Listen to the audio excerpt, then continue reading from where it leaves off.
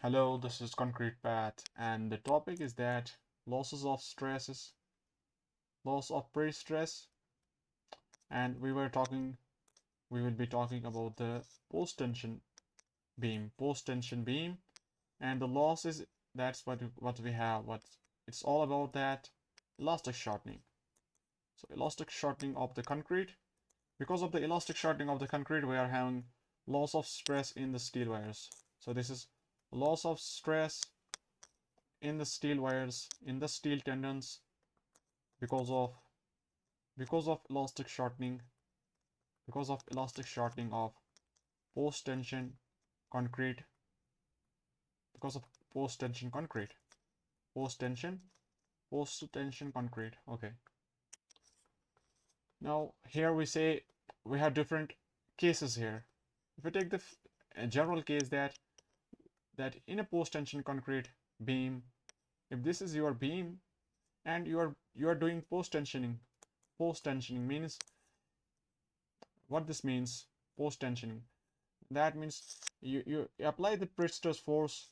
When you apply the Prestress force, when you are applying the Prestress force on the what you call as beam, you are applying some Prestress force of you're not applying on the beam, you're applying this Prestress force on steel wires. If you have this steel wire, you are trying to elongate that wire. Okay, you are trying to elongate that particular wire. At that same time, because we have some assembly here that's fixed with the concrete itself, so you are having that as particular assembly, you are trying to elongate that steel wire, but because it's attached to that what you call as that concrete section, it's having that contact there. When you try to elongate that steel wire, it exerts a force on the concrete itself. That means the shortening of the concrete occurs simultaneously at the time of elongating that steel wire. If I say that you are elongating the steel wire, let's say the delta elongation in the steel wire is that 30 millimeters. At the same time, there is shortening of the concrete also. At that same time, I would say simultaneously there is shortening. So this is the concept for that post tension beam. On that same time, simultaneously, your delta elastic shortening of concrete also happens. Concrete is also going to happen. So we have that assembly, like if you have this section, you have some sort of assembly there. When you try to pull that bar outwards, it exerts that same force on the concrete section. That means at the same time when you are trying to pull the bar outwards, you are trying to elongate that bar. That means you are developing some stress in the steel bar. You are developing some stress in the steel bar. Let's call that as initial pre-stress. Let's say that is 2000 megapascals. Let's assume that is 200 to 2000 megapascals. At that same time, your concrete is going to shorten. Delta elastic shortening of the concrete at that same time. Let's say that's some value. Let's say that is some value of delta. So when I say that, what is the loss of stress? What is the loss of stress in steel? What is the loss of pre-stress in steel because of elastic shortening of concrete? I would say for this case, your loss would be zero. Your loss would be zero. Because why? Because we are measuring the stress only after, because pre-stressing force is measured only after, we are measuring it all after the tensioning of the steel bars. After the tensioning of the steel bars, let's see the difference we can have with respect to pre-tension. Pre-stressing force measured only after the tensioning of the bar. Measured only after tensioning of the bar. Tensioning of the bar. So, so I would say you are applying some delta. You are elongating the bar by some delta. Okay. At that same time, there is shortening. Now, when you provided some delta in the steel bar, so at that same time you had some strain. That means you developed some strain in the steel bar. Because of that, you had some stress in the steel bars. We represent that as initial pre-stress. Let's say that it was 2000 megapascals. 2000 megapascals.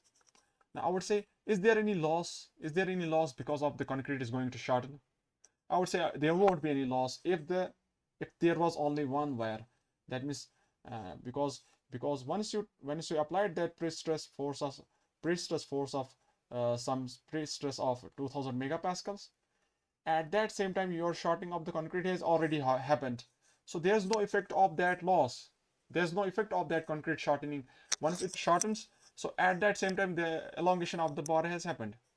Now there won't be any other deformations going to happen after after the shortening has happened. There is no loss. So, and now once I anchored now, if I anchor the beam now, I'm going to anchor now, and this P force is going to remain constant now. Now I'm going to anchor the beam, anchor the side from which I applied the tensile stress. So this is now I'm going to anchor the I'm going to anchor the beam now. Now after that there won't be any loss. So I would say loss will be zero now. This is the case for post tensioning. If I talk about pre-tensioning, see there we have earlier applied the stress.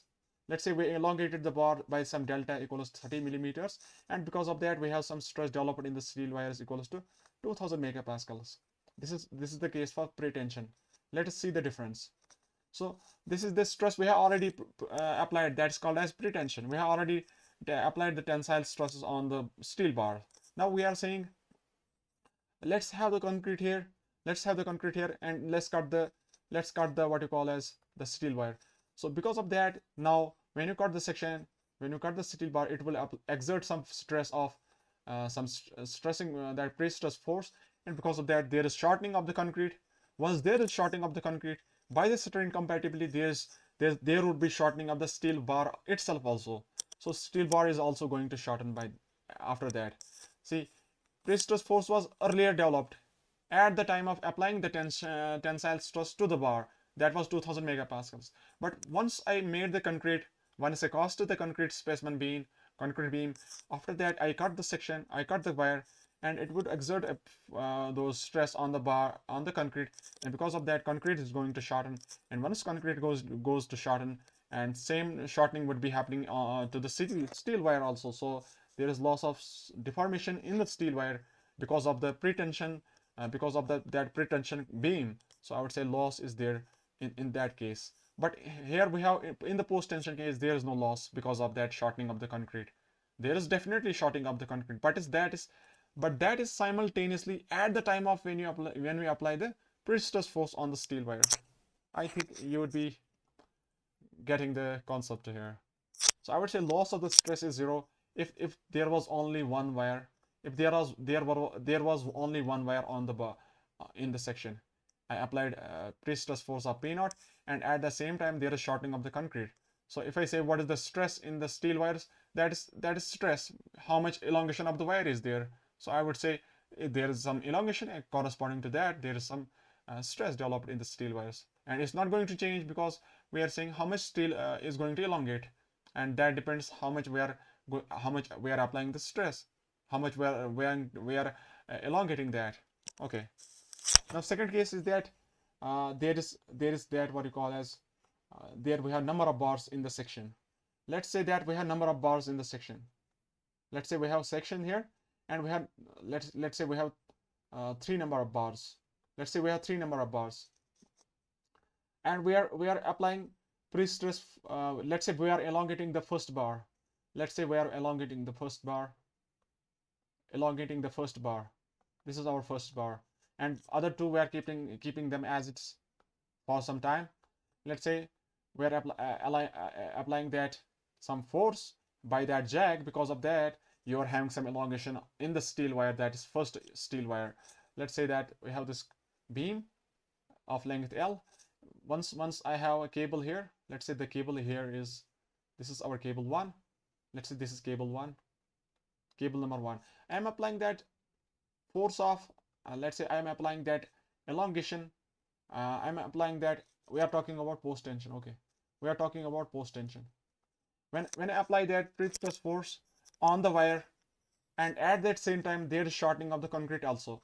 There is shortening of the concrete. I can show that there is shortening of the concrete at that same time. There is shortening of the concrete. Let's say the shortening of the concrete is this much. This is the delta shortening of the concrete. So I would say for the first case, when I shorten the concrete, and also at that same time there is some elongation of the steel wire first one.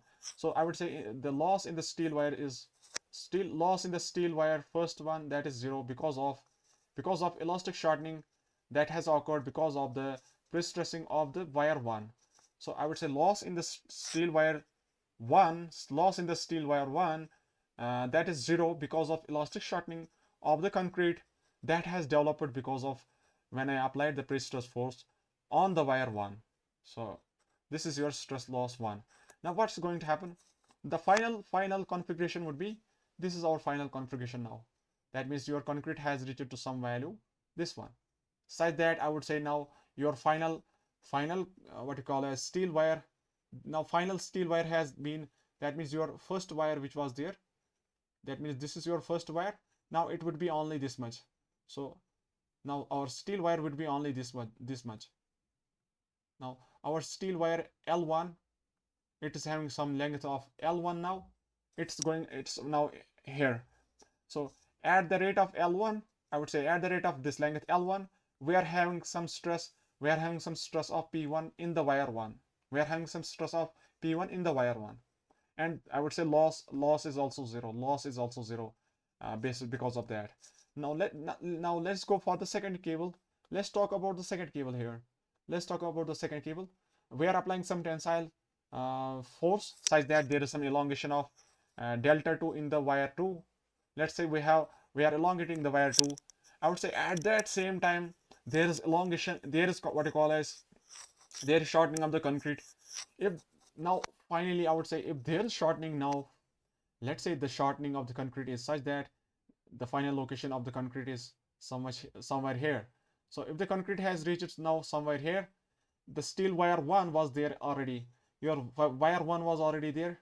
Now it has become, now the length of wire 2, now the length of wire 1 has become, now the length of wire 1 is going to become now L2, or we can write L1 dash, L1 dash.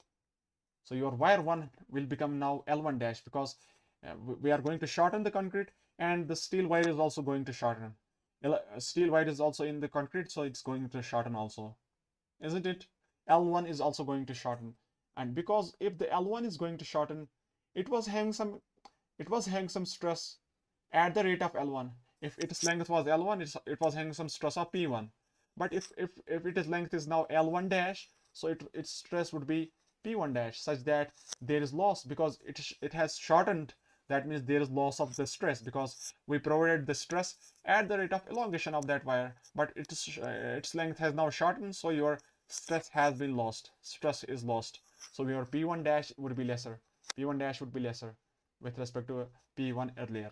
So I would say stress in the wire 1 is some value here, is not 0 because of it's not 0 because of elastic shortening of concrete, but because of that elastic shortening of concrete is because of that when I applied the pre-stress force in the cable 2, this is your cable 2, when I applied the pre-stress force in the cable 2, I provided some elongation in the cable 2. Because of that, at that same time there is shortening of the concrete, and because of the shortening of the concrete there is steel wire there, and it's also going to shorten. So your loss is there in the steel wire 1 because of the elastic shortening of the that concrete, because of the load, because of the wire 2. Now I would say, what is the shortening of the, what is the elastic, what is the loss in the wire 2? Can you tell me what is the loss in the wire 2? Because of elastic shortening of the concrete, because of elongation, because of the elongation provided in the steel wire 2. Is that also equals to 0? Because I would say that would be 0. You had this what you call as wire, you are applying some this you had this wire 2, you are applying some pre-stress force such that there is an elongation of delta 2, and at that same time there is shortening of the concrete. So it has no effect on changing this deformation of the steel wire 2. It has effect in the changing the deformation of wire 1, but it has no effect wire 2. By the deformation of wire 2 there is no effect of change of the deformation of wire 2, but there is change in the wire 1. So there is loss of stress in wire 1 because of 2, but there is no loss of stress in 2 because of wire 2. So I would say loss of stress into because of wire 2 is equals to 0, but your loss of stress in 1 because of 2, it's not 0. This is loss of stress in steel wire. I would say this is loss of stress in steel wire 1, because of wire 2, pre-stressing, or we can write because of wire 2 elongation. It's not 0 here. So this is what we can write for understanding. And now third case is that if I apply that some pre-stress force in the wire 3 such that I want that third wire to get elongated by some delta 3, at that same time the concrete is also going to shorten. At that same time the concrete is also going to shorten, and I would say the loss of stress in the wire 3 because I am providing the elongation in the wire 3, it's going to be 0 because it's same wire. I am providing elongation in the wire, and that means there won't be loss of the stress. At that same time the elastic shortening is going to happen on the concrete. So loss of stress in the steel wire 3 because of the shortening of wire 3, because of the elongation because of the wire 3, that is equals to 0. But if I talk about because of the shortening that has happened when I applied the tensile stresses on the wire 3, what's going to happen on the concrete? So concrete is going to shorten simultaneously. Now the final diagram of the concrete, let's say it has reached somewhere here, and here we have first wire was there, it was having some length of L1 earlier, and there was, let's say there was one more cable which was having some length of L2.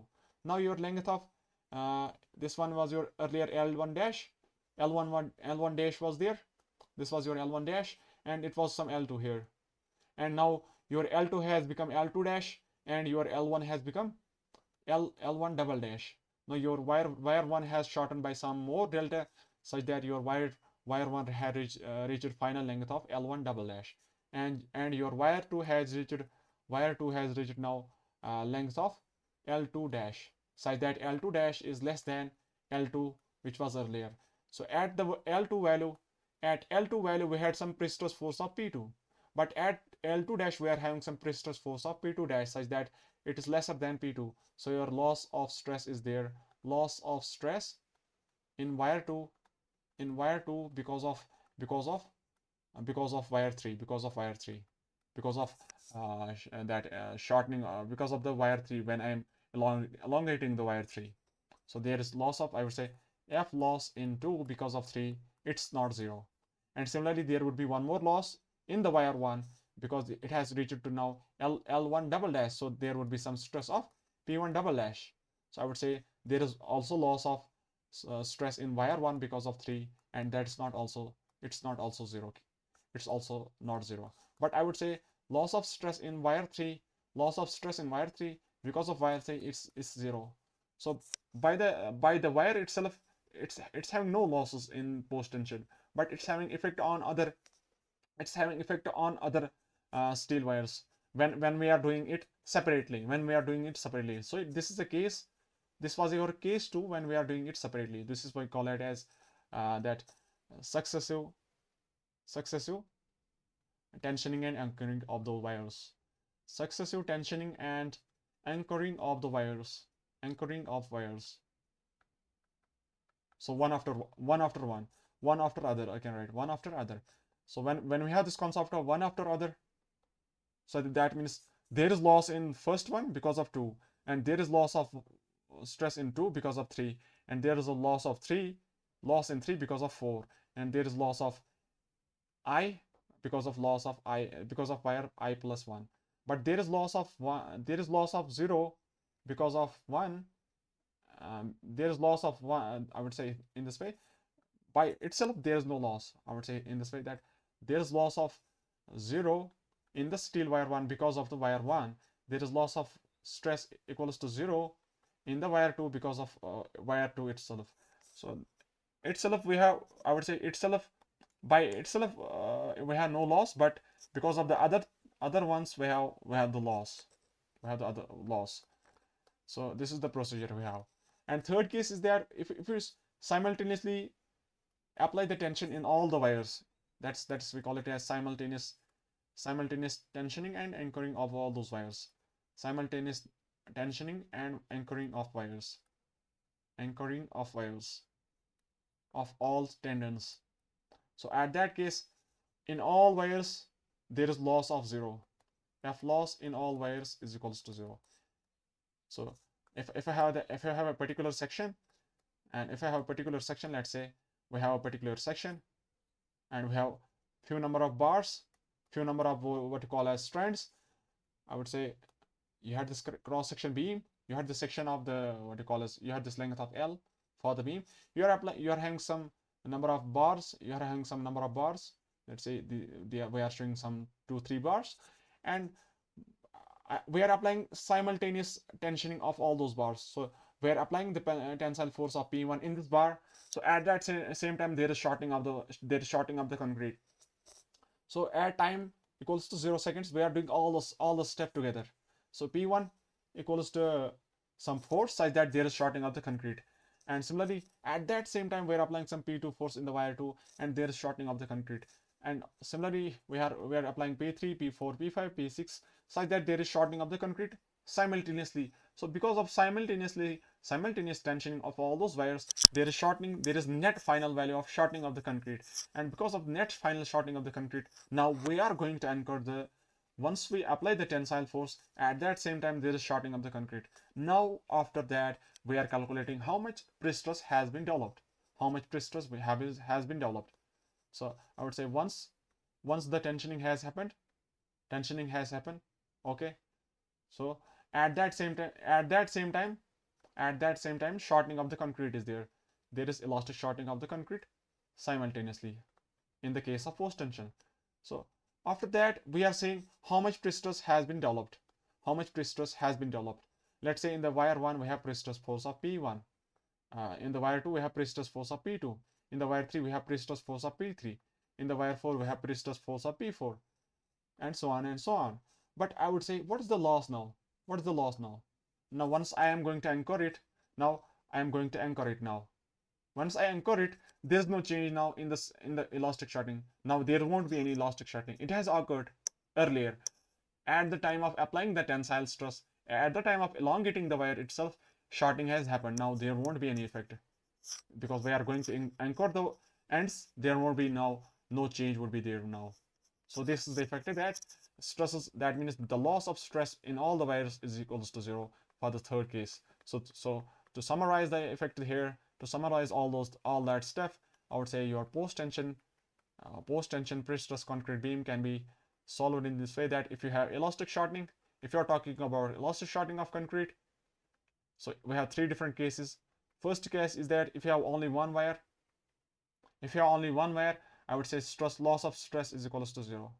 If you had n number of wires and the tensioning, we are applying tension successively. That's, we call it tensioning successively, one after the other. That's one after the other, one after other. That means you are having loss of stress in 1 because of 1 equals to 0, but you are having loss of stress in 1 because of 2, that's not 0, and loss of stress in 1 because of 3, that's also not 0, and so on and so on. And if I talk about loss of stress in wire 2 because of 2, that is equals to 0, but there is loss of stress in 2 because of 3, that's not 0. And after that, I would say there is loss of stress in 3 because of 3, that is equals to 0.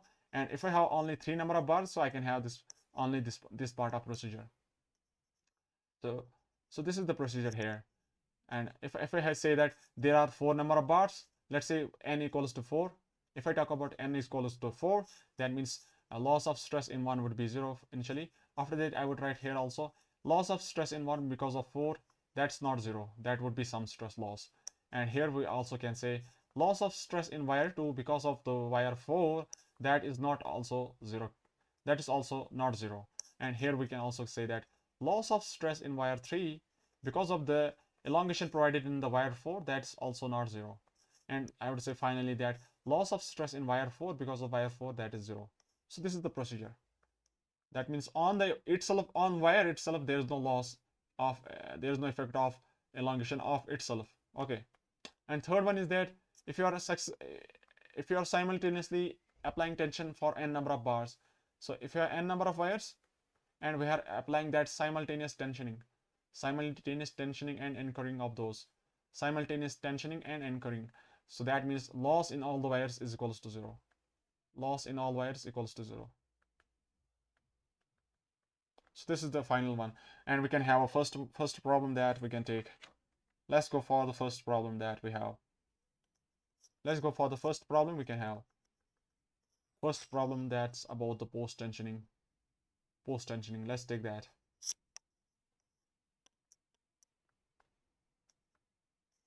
Number one, we have a cross section of the beam. We have a cross section of the beam 300 and 100. Okay, there is some eccentricity of the cables. E equals to 50 millimeters somewhere here, and we have 3 number of bars at the same level. We have 3 number of bars at the same level, and that means eccentricity is same and the cables are straight. So if we have a cable, if we have a beam, that means cables are straight throughout the length. Cables are straight throughout the length from at some eccentricity of E from the neutral axis. So this is your, and it's given that area of the first bar is 50 millimeters square, and initial pre-stress is equals to P initial is equals to 1200 megapascal. Modular ratio 6. Modular ratio 6, and we need to calculate loss of stress in the 3 wires if all bars are simultaneously tensioned.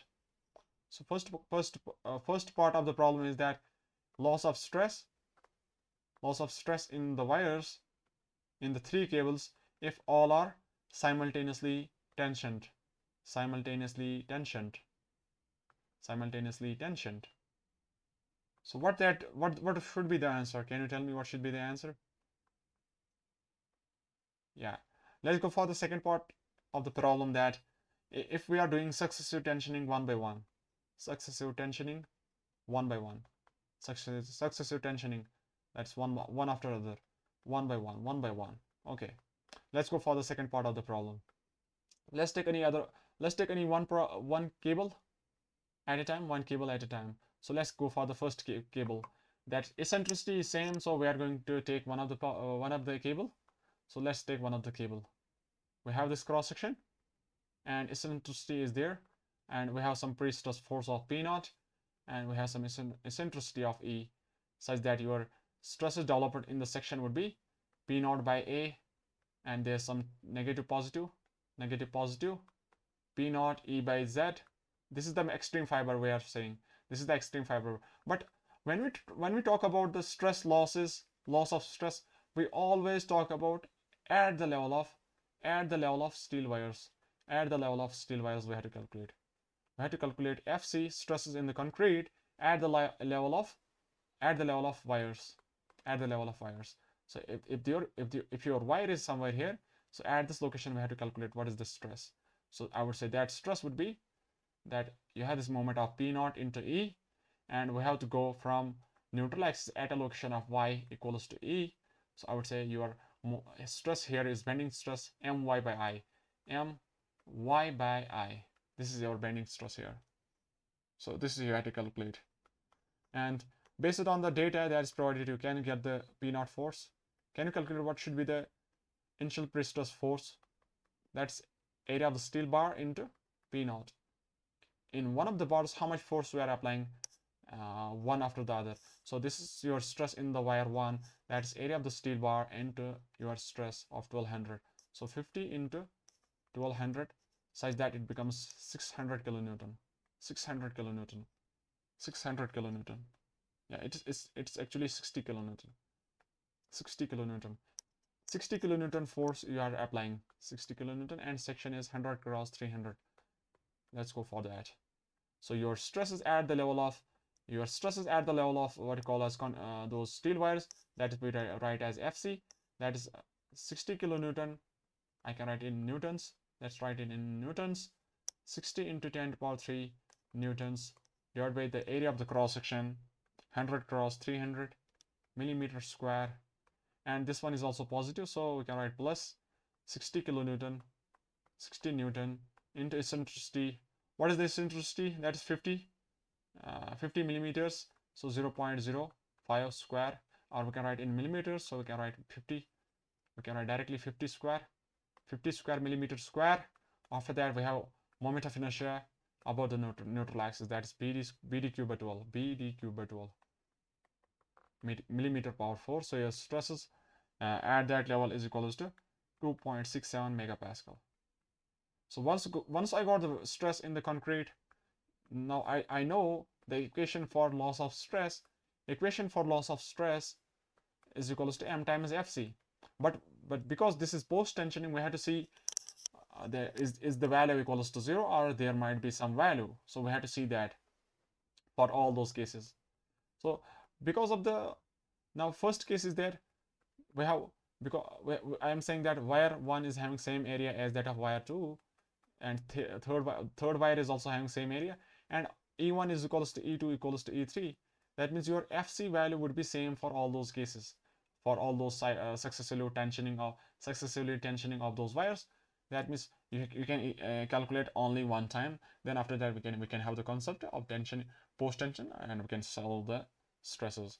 Let's say that you apply tensioning only on the first wire.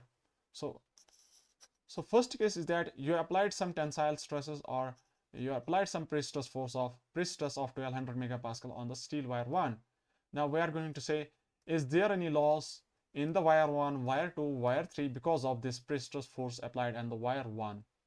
So we are going to say that, so case 1 is that I would say loss of stress in the wire 1 because of tensioning of the wire 1 is equals to 0, and loss of stress in wire 2 because of tensioning of the wire 1 is equals to 0. Loss of stress in wire 3 because of the tensioning of the wire 1 is equals to 0. So your first case is over. Even though the stress in the concrete is there, but loss is not there in the case of post tensioning prestress concrete beams. Now second case is there. Second case is that this case is over.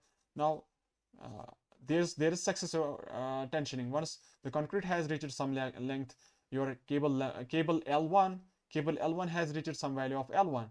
Now you are going to apply now tensile stress. You are going to apply this prestress force of 1200 megapascal in the wire 2, and because of that there would be some shortening of the concrete, and because of the shortening there is shortening of the wire L1 also. So your L1 is going to become L1 dash. So your stress or loss of stress would be also in the L1 because of 2. But there would be no loss of 2 in the wire 2. Let's go for that. So I would say now second wire is we have tensioning. Let's go for that. I would write here first wire tensioning. At that case I would say losses is equals to 0. Now we have second wire tensioning. Second wire, we are applying tension in the second wire now. So I would say loss of stress in the wire 1 because of 2 would be there, and that is equals to m times Fc. That equals to m times Fc. So I had the value of m also known to me. M value I know. The value of m was given. The value of data that was given to me. Yeah. The value of m was given to me. M was given to you as 6, modular ratio of 6. And we calculated the stress. What was the stress in the concrete? 2.67 megapascals. 2.67 megapascals. So stress loss is equals to 6 into 6 point. Yeah, 2.67. 2.67. So your loss of stress in the wire 1. This is loss of stress in the wire 1 because of applying tensile stress in the wire 2. So that is loss is equals to 16.02 megapascal. Now I would say, would there be any loss? Would there be any loss in the wire 2 because of the shortening, because of the applying of tensile stresses in the wire 2? I would say that would be 0. And similarly, I would say loss of the stress in the wire 3 because of tensioning of the wire 2, that is also 0. Now our third case is there, that I am going to tension third wire also. Third wire tensioning. Okay. Now we're going to apply tensile stresses in the wire 3. Now your concrete has reached to some length of L2, such that your wire 1 was initially reaching to some value of L1 in the earlier. After that it reached to L1 dash. Now it has reached to, now your wire 1 has reached to L1 double dash. So your loss of stress would be there because of the because of the wire 3. So I would say there is loss of stress in wire 1 because of shortening of wire 3, or we can say because of elongation of wire 3, and that is equals to m times fc, that equals to m times fc, that equals to m times fc. So that is also 16.02 megapascals. And I would say there is loss because the eccentricity is same, area is same, though that means the loss is also same. So I would say your your wire 2 your wire 2 had a rear length of L2, but it has reached now some L2 dash such that there is loss of stress now because of the 3. I would say loss of stress in wire 2 because of the wire 3 elongation, that is also m times fc, that is 16.02 megapascals. I would say, but the loss of stress in the wire 3 because of the wire 3 is equals to 0. So finally our solution is that the total stress, the total loss, I would say F loss in 1 is equals to this one plus this one plus this one. So that is equals to 0 plus 16.02 plus 16.02, that is 32.04 megapascal. And loss in the wire 2 is equals to 0 plus 16.02, so that is 16.02, and loss in the wire 3, that is 0. So we have to add all those effects such that there is final loss of stress in the wires. So this is our solution for this case. Now because we have stress loss, that means we have force loss also. So we can have total force that has lost. We can say that in the wire 1 we have lost how much force? So we have lost how much force in the wire 1? So in the wire 1 we have lost, wire 1 is having some area of the cross section as 50 millimeter square. We can see area of the cross section of wire 1 is 50 millimeter square. So we have lost some force in the wire 1, that is 32.04 megapascal into your area of 50 millimeter square, that is some force of kilonewton 30. That's how much it's is that 1602 newtons, 1602 newtons P loss of, this is force loss and this was stress loss. P loss in 1 is equals to 1602 newtons, and loss of force in wire 2 would be only how much? Half of that, that is 801 newtons, and loss of force in the wire 3, that is 0. Loss of Prestress force in the wire 2, that wire 3, that is 0. Now finally I can write average loss. Can I write average loss? How much we have? Average loss of force, Prestress force in all the bars. If I have the average, I would say 1602 plus 801 plus 0 divided by 3, that is 801 newton is the average loss of force in all those wires when this is the case at the rate of successive tensioning of the wires successively. This is one after the other. If this was simultaneously, I would say loss of stress would be 0, force loss is also 0. Okay, now we would say we generalize this one statement. We generalize it. We say when we have n number of bars, when number of bars are large, that means your n is more, number of bars is large, then we calculate stress loss in 1. Stress loss in 1 is calculated. That means in the first bar we calculate stress loss, then we take the average loss, as loss of stress in 1, divided by 2. This is taking the average loss. We take that general value, that average loss in the all those wires, that is stress in the wire 1 divided by 2. So that's your general equation for that if you have a number of bars. Okay, let's take one more problem that's related to your post tensioning beam and having that elastic shortening of the concrete. Let's take one more problem. We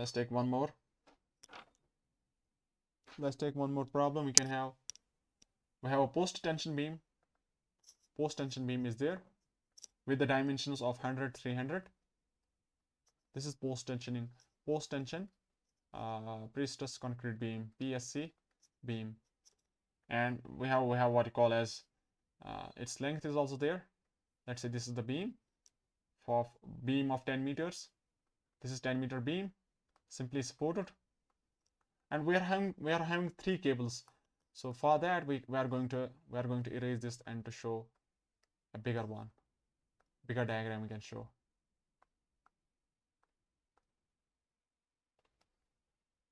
So this is our beam.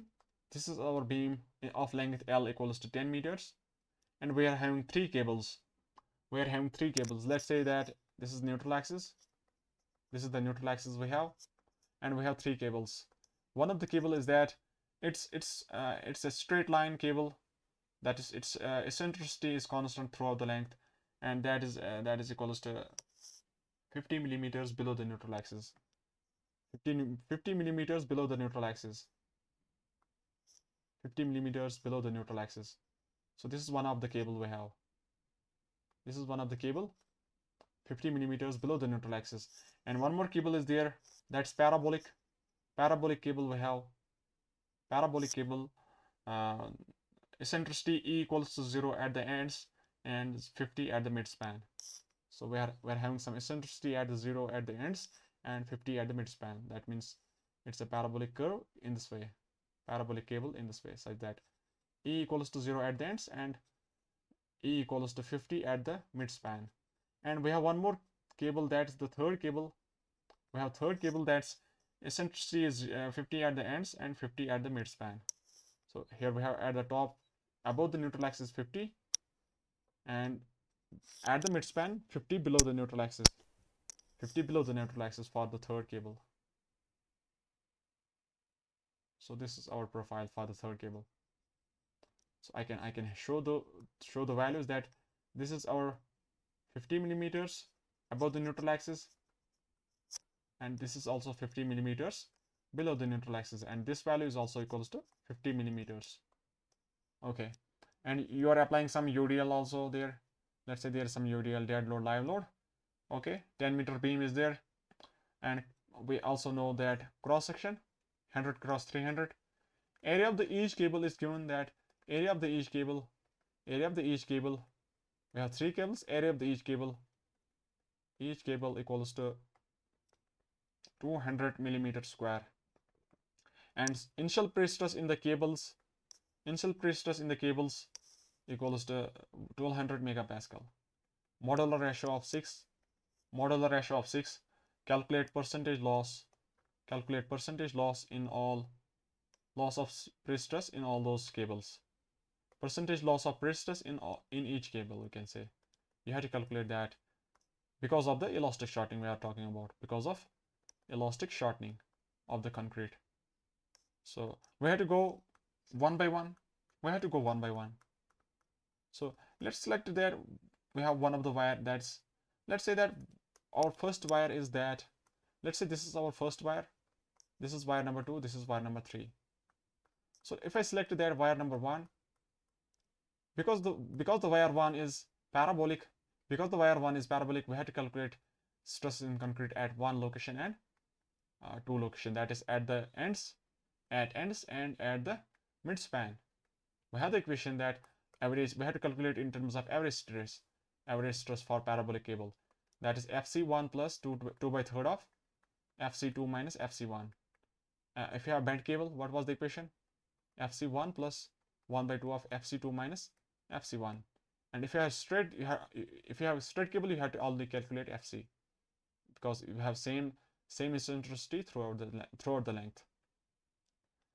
Okay, now talking about the first cable, let's talk about the first cable. What should be the loss of stress?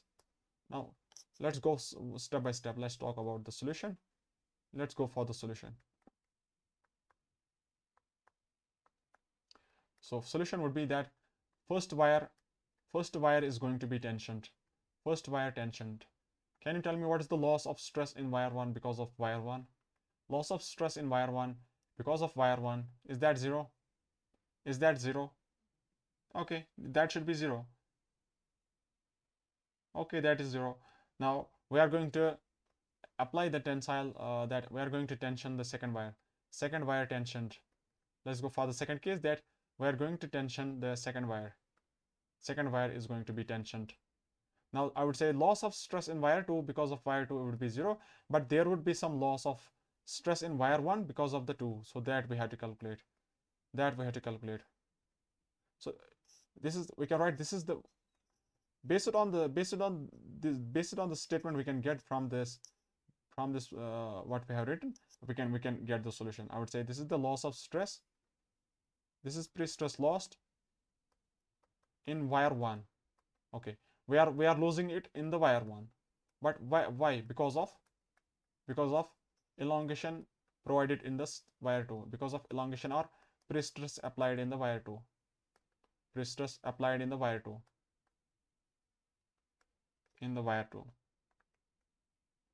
Now it's also mentioned that you ignore the dead load. Effect of dead load is ignored, otherwise your calculation would become very much. So we have to ignore the dead load. Okay, let's ignore the dead load for some time. We have to ignore the dead load. Okay,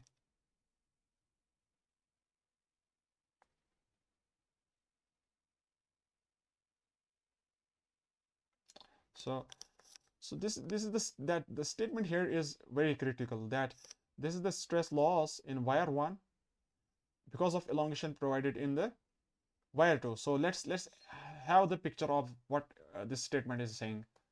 So I would say your cable 2 is parabolic. Can you see that cable 2 is parabolic?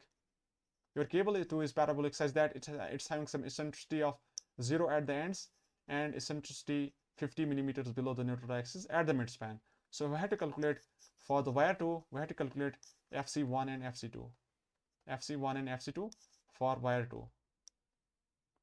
So we're saying what is the effect of this wire 2 on the stresses in concrete, and after that I would say because of this we are having some loss in the wire 1. So I would say let's take the section at ends. So at the ends I would say your section is such that your cable 2 is at the midspan, cable is at the neutral axis. So this is your cable, that means eccentricity E2 equals to 0. So your P2 force is applied here and it's having some force of, so the stress would be developed P2 by A, and there won't be any bending stress. So bending stress is 0 because eccentricity of that load is 0 at the ends. Can we see that? We can see here also. So if this is your end, at this location we have your cable is exactly at the neutral axis, so your effect of the bending stress would not be there. There is only direct compressive stress. Now this is our diagram, but we had to calculate that what is the stress. So this can be solved in this way, that this is equals to m times FC average 1 2. FC average 1 2, that means average stress in wire 1 because of 2. So we have to calculate what is the stress at the location of 1, because the stress loss is at the location of 1. So I would say this is the 1. So we have to calculate at the location of 1. But can you tell me where is the location of 1 at that particular moment? So at this case, when we cut the section at the ends, at that location your cable is where? Your cable number 1 is above the neutral axis by some 50 millimeters. So we have to go to some value of y at 50 millimeters. So at that location I would say your particular point is somewhere here at some value of 50 millimeters. So your eccentricity is here, but I would say because there is only direct compressive stress, your stress would be only P2 by A at all fibers. So I can say FC1 is equals to P2 by A, and we can say P2 equals to P1 equals to P3 because area of the steel wires is same, area of the wires is same, and pre-stress cable initial pre-stress is also same. So we can say what is the P0 force that can develop? That's area of the cable 1, and that's into P0, and that is, I would say, 240 kilonewton. Is it 240 kilonewton? Yeah, total force of 240 kilonewton, and area cross section is 300. Okay, so I would solve it. I would say this is 240 kilonewton 240 kilonewton divided by the area of the cross section, 100 cross 300 millimeter square. So your stress FC1 is equals to 8 megapascal. 8 megapascal.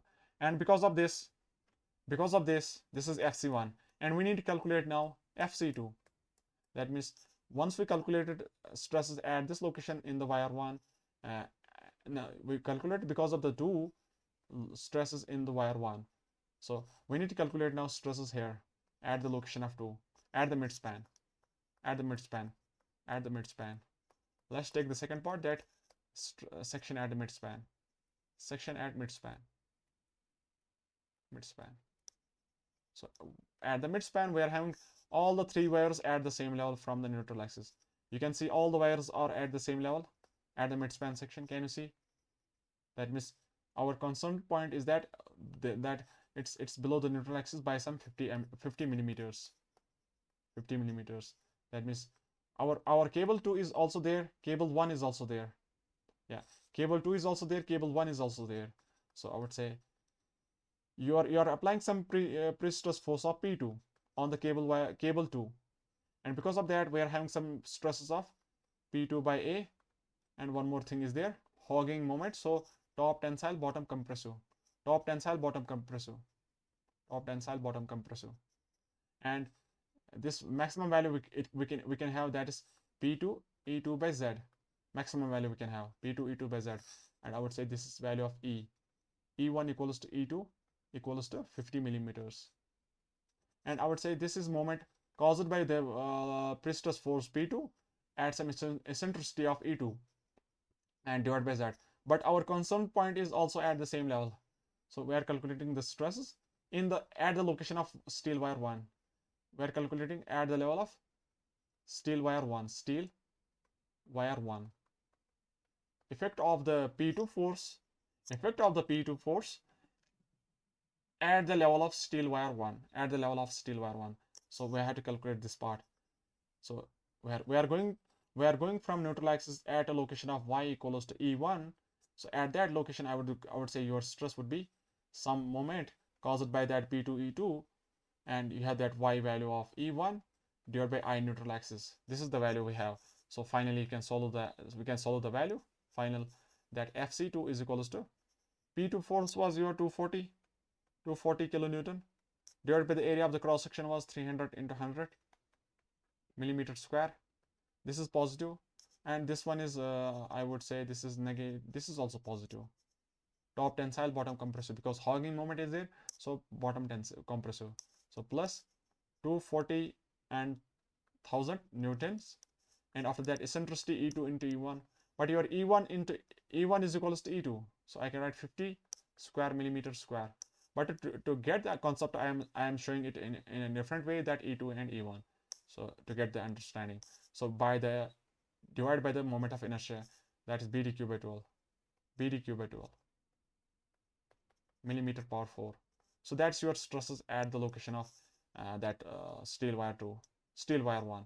So that FC2 comes to be equals to 10.67 megapascal, 10.67 megapascals. Now I can write that FC1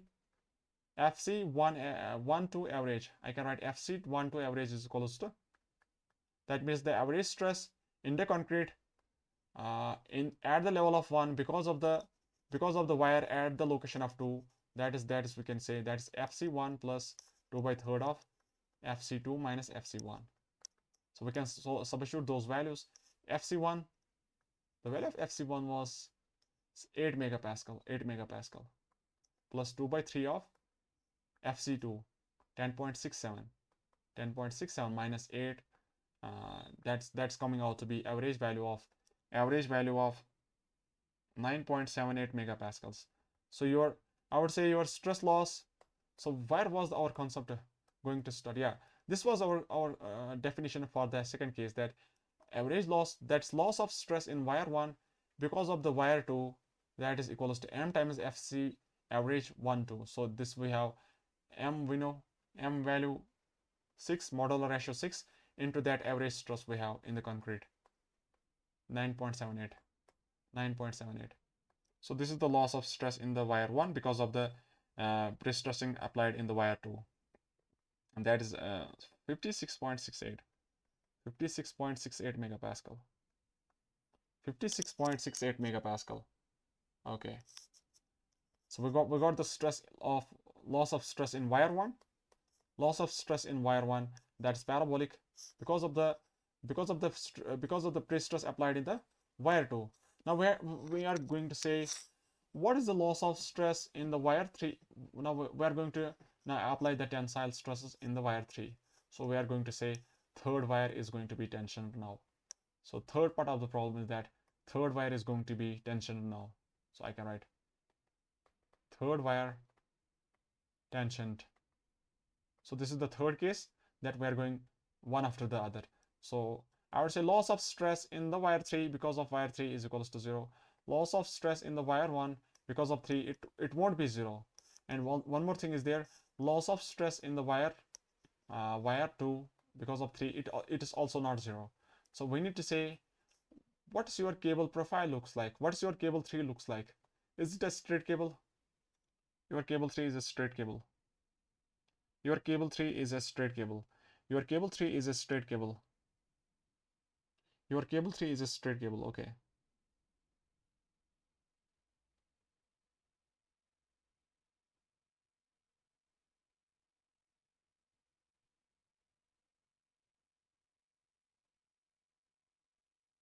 Yeah. Your cable 3 is a straight cable. Let's go for that. So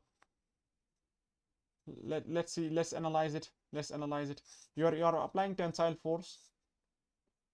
You're applying some pre-stress force or pre-stress in the cable 3. You're applying pre-stress force, pre-stress in the cable 3, and I want to say what is its effect in the wire 1 and what is its effect in the wire 2 at this location at the ends. Okay, one more condition is there, and I am applying that pre-stress force in the cable 3, and I want to say what is the effect in the other two cables at the midspan. So because your cable profile is varying, so we have to see on two different values at the ends and at the midspan, at the ends and at the midspan. So if I want to calculate FC13, if I want to calculate FC13, F loss 13, that would be some m times FC average 23, FC average 13. So we need to solve this FC average 13. If I take the section at ends, if I take the section at ends, let's have the section at ends. Let's have the section at ends. There is some neutral axis. Our location where we want to calculate the stress is the point E1 above the neutral axis. You can see here at the ends. When we talk about the ends, where is your concern point? We want to calculate the loss of stress in wire 1. In the wire 1. Wire 1 is somewhere here. It's above the neutral axis at 50 millimeters above the neutral axis. And your wire 3 is applied, and that means your P3 is applied here, up below the neutral axis. So we can show that here. We can show that here. You are applying some P force. We can write this is your P3 force at some location of E3. And because of that, I want to say what is the stress developed at this particular fiber, at this particular fiber. We want to calculate what is the stresses at this particular fiber because of the load applied at the location of P3. So I can have the diagram now. One of the stress would be developed direct tensile compressive stress P3 by A, and one more is there because it's hogging about the neutral axis. So top tensile, bottom compressive, top tensile, bottom compressive, and neutral axis is somewhere here. So I can show top tensile, bottom compressive, top tensile, bottom compressive. So your stresses at the particular location would be this is some value equals to P3 by A, and there we have some value. This is also equals to some moment because of P3 E3. This is some hogging moment about the neutral axis equals to P3 E3. This is some moment of P3 into E3, and we want to calculate what is this stress here because of that Y from the neutral axis is equals to E1. So this is our location of E1. So your fiber is at a location of Y equals to E1 from the neutral axis. So at that fiber, our bending stresses, we know P3 E3 E1 by I neutral axis. Do you get it? Do you get it? So you can calculate FC1. try to calculate FC1. So I can say this is your FC1, and that is P3 by A, and that's minus P3 E3 E1 by I neutral axis, and you have to substitute those values. Your P3 is actually P2 equals to P1 because your area of the cable is the same. As the area of the cable is the same, your pre-stress in the each of the cable is also same, and that means your P0 is also same. But we are differentiating it such that you can have the concept. So 240 kilonewton is the force. 240 kilonewton. So I can write 240,000 newtons. Area cross section is 100 into 300 millimeters square, and second stress is that 240. That's 2400. That's this much amount of newtons, because E3 equals to E1. E3 equals to E1 equals to 50 millimeters. One is below the neutral axis, one is above the neutral axis. So it's having the same effect. So I would say 50 square millimeter square divided by the moment of inertia, BTQ by 12 millimeter power 4. So you can solve the FC1. You can solve the FC1. Is it coming out to be equals to 5.53 megapascal. 5.53 megapascal is the FC1. Now we want to say what is the value of FC2. We want to say what is the value of FC2. What is the value of FC2 we can have? What is the value of FC2? We have to say what is the value of FC2? What is the value of FC2? So we have to take the section at the midspan. Now we have to take the section at the midspan, but all the wires at the same level. All wires are at the same level. So let's have that at the midsection, at midspan, at midspan section. So we are calculating FC2. So let's take the section. This is neutral axis, and we are having some cable 1, and we are having also one more cable 2, and one more cable 3. Let's say this is our cable 3, and we are applying some, let's say this is 1 2 3. We are applying some force of P3 at a location of E3 from the neutral axis, such that E3 is equals to 50 millimeters below the neutral axis. So your stresses developed would be P3 by A, and one more is there because it's hogging moment. So top tensile, bottom compressive, top tensile, bottom compressive, top tensile, bottom compressive. So I have to calculate the stresses at the location of wire 1, at the location of wire 1. That means I have to go to a value of y equals to E1. So somewhere here I have to calculate the stresses here, and that's P3 by A. And at this location I would say what is the stress?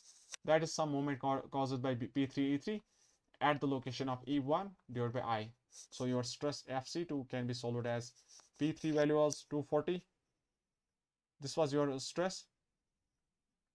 Area of the cross section 100 cross 300 millimeter square.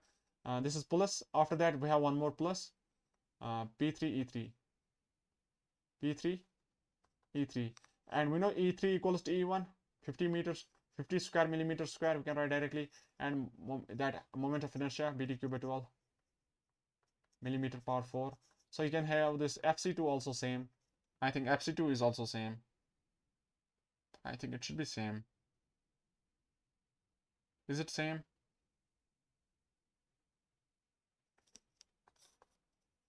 What was the value for the first case? Yeah, it was negative here. Here this value was negative. We were calculating at the location of E1, and this was negative. But in this case, it is both values are positive. So if the both values are positive, it should be twice the initial value. It should be twice the initial value. Initial value was 5.53. This should be 10.67. This was 5.53, and this value should be twice of that. 11.06. It should be 11.06. What is the difference we can have? Why it's not same? Why it's not coming same? It should be the same value, twice of that. Actually, it should. You can check that. You can check that. It's not necessary. It's same. It's not necessary. It should be twice. You can check that. It would be. I think it would be exact as per the solution. Let me still check. 24 by 3. That's 8. That's 8. Then this is your 24 into 25 divided by 3 cube into 12. This is 2.6. This is 2.6. Yeah, 2.6 plus 8. That's 10.67. Yeah, that's 10.67. This is correct value. This is 10 correct value. It's not necessary that is twice. Okay, FC2 is 10.61. This is 10.67. So I would use the equation now. Your average stress FC average in the wire 1 because of 3 that is FC1 plus 2 by 3 of FC2 minus FC1. So let's use the equation. What was the FC1 we have? 5.53. Yeah, 5.53. We have the equation that we can write this is your 5.53 by plus 2 by 3 of 10.67 minus 5.53. That's final value of 8.89 megapascal. Now I can say, what is the loss of stress? What is the loss of stress in the wire 1? Loss of stress in the wire 1 because of the 3.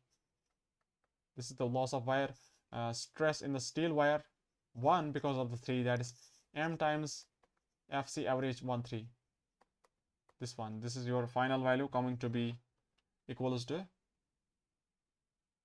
We can check that. Let's solve that. 8.89 into 6. 53.34 megapascals. This is the loss of stress in wire 1 because of the elongation provided in the wire 3. Let's talk about, let's see, we only calculated the effect on the wire 1. So we can say finally I have calculated all the losses for the wire 1. So I can finally write what is the total losses in the wire 1. Total loss of stress, total loss of prestress. Actually we should say prestress in the wire 1, in the steel wire 1, steel cable 1, because of all those effective, because of 1, because of 2, because of 3 tensioning. So that's equals to FC11 plus FC, actually we should write FL11, FL11, FL12 plus FL13. That is 0 plus, and FL11, FL12 we need to check what was the value, but when we earlier calculated the total value initially. So this was the calculations. We arrived to some value. This was 56.68. FL12 was 56.68. I can write here 56.68 megapascals plus FL13. FL13 is that 53.34. So the total sum is coming to be 112.02. 112.02 megapascal. This is the total loss of stress in the wire 1. Total loss of stress in the wire 1. This is around 112.02 megapascal. Now we need to calculate loss of stress in the wire 2. Loss of stress in the wire 2 because of the elongation provided in the wire 3, because of the prestress applied in the wire 3. So for that also we have two different cases. One is to calculate concrete stress at the location of 1 at the ends, and one is at the midspan. So I would say your cable 2 is somewhere here, and you are applying prestress force in the cable 3. So you are applying prestress force in the cable 3 at the ends below the neutral axis, and you want to say what is the effect of that at the location of what you call as location of 2. Let's write that now. So we have already calculated, I think, for the third case. We have already calculated that when we tensioned the third wire, then after that, at the ends, we are applying some prestress force of P3 at the location of E3. That we can also see again. That means you are applying some force of P3 somewhere here at the location of third, but earlier we calculated its effect at the location of 1, but in this case we need to calculate at the location of 2.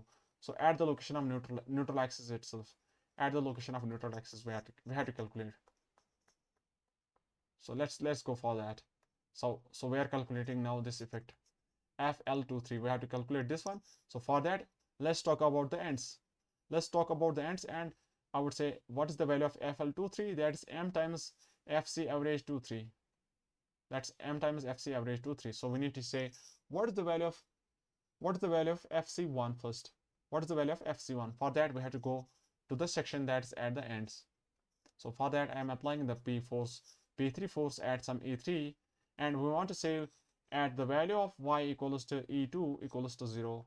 At the value of y equals to E2 equals to 0. At this location, we had to calculate the stresses at the location of neutral axis. At the location of neutral axis. Can you calculate those stresses? So I would say this part is 0. This part contributes to 0. If I write the equation, I would say this is P3 E3 into 0 divided by I. So it becomes 0 final value. And we are only left with P3 by A. We are only left with P3 by A. We are only left with P3 by A. And that value we can solve. This would be 24 3s are. That's 8 megapascal. We can directly write this is 8 megapascals. So your FC1 is coming to be equals to 8 megapascals. FC1 is coming out to be equals to 8 megapascals. And now we want to calculate at the midspan section. At the midspan section. At the midspan section. Let's go for the midspan section. So your P3 force is applied below the neutral axis somewhere here. Your P3 force is applied below the neutral axis at this location. But your value of E2 is also same.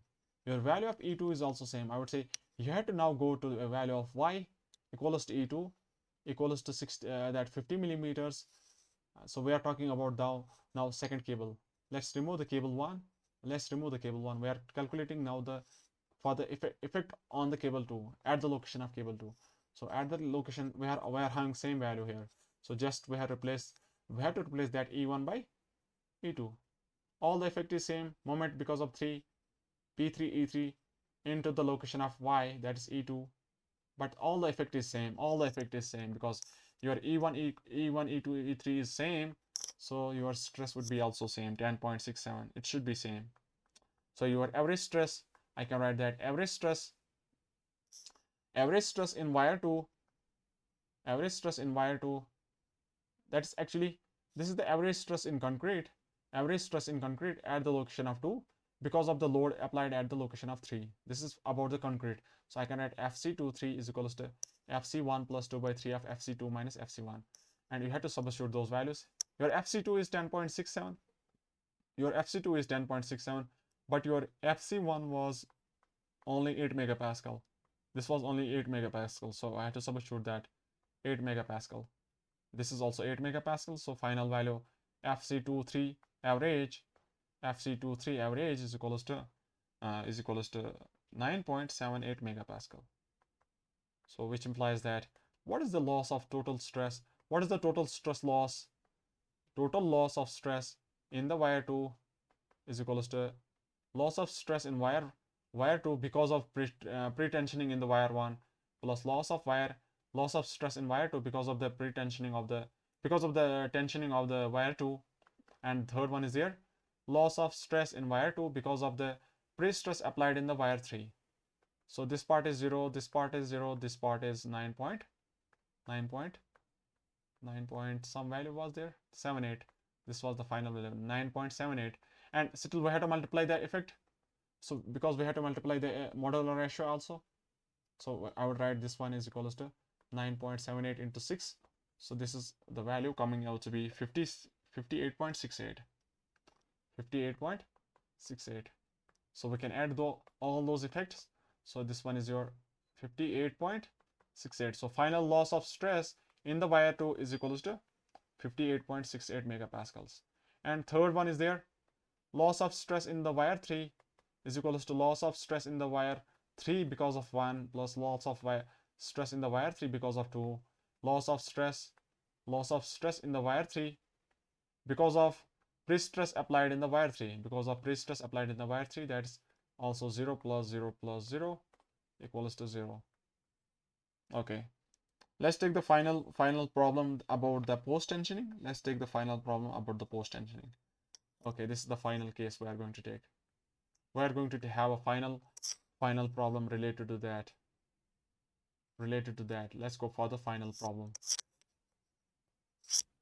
So we have M50 concrete. M50 concrete is there, and we have this beam. We have this beam, and we have three number of cables. Let's say neutral axis is there. This is neutral axis, and one of the cable is above, one is below, one is below. So one of the cable is straight. So third cable is straight. Third cable is straight. So third cable is straight. Similar to that previous problem, and I think it's the same kind of thing. And one more cable is there, but the thing is here, difference here is, but we have different eccentricities, eccentricities at the midspan. That is the difference. So we have different eccentricities. Let's take one of the cable. It's in this way. It's in this way, and one more cable is there. One more cable is there. One more cable is there. It's below the neutral axis, and after that we have in between somewhere here. So we had three different cables. We had three different cables. We had three different cables. We have three different cables. We have three different cables. Let's call that as, this is cable 2, this is cable 1, this is cable 3. Okay, 1 2 3. So we have three different cables. Let's calculate the, let's substitute the eccentricities what we have. So this is eccentricity E1 at the E1 at the ends. So this is at the ends we have eccentricity E1 equals to 120, but it's above the neutral axis, and E2 is below the neutral axis. E2 is below the neutral axis, and by how much amount? 80 millimeters. And E3 is actually, this is E3 after this location. E3 is equals to 200 millimeters, and the value of E3 is constant throughout the length. This is also here, also 300. And if I say what is this value, what is this value at the midspan? This value E1, I can write this is E1 is equals to 100, and after that I can write what is the white value. I would say what is the white value we have. I can name it as E2. This is 150, and the your red one is E3, that is 200 because the cable is straight, so your E3 is going to remain constant, 200. So for these three different cables we have to calculate for the load, that is live load of what you have 30 kilonewton per meter, and the beam is 8 meter. Let's say this is simply supported 8 meter beam. Live load is there. M50 concrete, cross section of the beam, let's say have 800 cross 500, 800 and 500. It's a post tension case, post tension PSC beam. Okay, so we have the area of the steel is also different. So this is a beautiful problem that all the data is different. So we have AS1 is your 600, AS2 is your 800, area of the steel wire 3, that's 900 millimeters square, and your initial pre-stress in the wires is equals to P0, 1500 megapascals. Now we need to calculate, it's also mentioned that the wire 1 is tensioned first. Wire 1 is tensioned first. Okay, now we need to calculate that loss of pre-stress in wires, in all the wires. So calculate the loss of pre-stress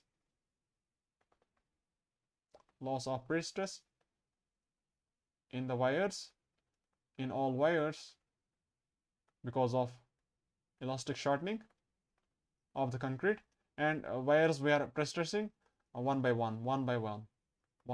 That's successive tensioning of the wires. Okay, let's take the first case, that first wire is going to be tensioned. So first case is that wire 1 is going to be tensioned.